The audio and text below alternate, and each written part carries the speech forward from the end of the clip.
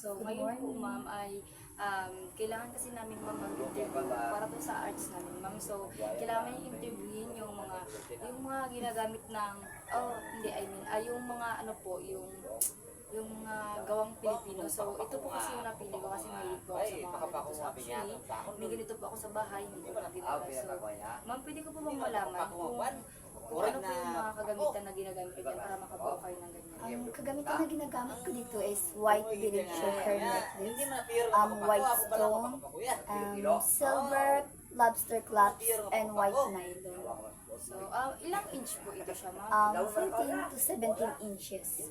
So, magkano po yung halaga ng mga ganito yung mga binibili? 60 pesos. 60. Yun na po talaga yung minimum. Yun na po ba bababa or Ayun lang po. nakadepende?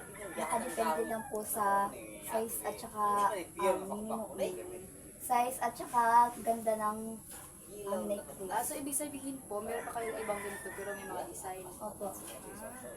So, kapag bibili pa ba ako nito, ma'am, may discount? So, hindi na pa. Pwede po kong bilhin ko to siya mamaya, tapos din picture tayo ma'am para po. Kasi nagpasok kami ng ganito siya, tapos kailangan po kasi pag-interview kami sa interview na nakabili kami ng ganito. So, pwede ko pong bilhin ko siya ma'am mamaya. Oo. Ma'am, thank you.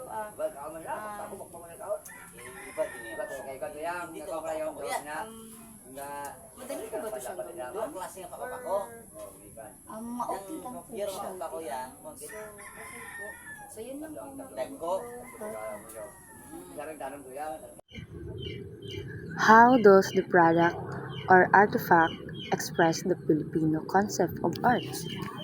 The artifacts, such as sculpture, carvings, pottery, and textiles, express the Filipino concept of arts as a reflections of their cultural heritage and belief that use of natural materials and traditional techniques showcases the indigenous values of simplicity, functionality, and spirituality. I think by being unique, because the Filipino product or artifact is so different, unique from the product of other countries, and by being unique, Filipino can express the concept of art, and some Filipino products are traditional and my reflection to art. That's all. Thank you.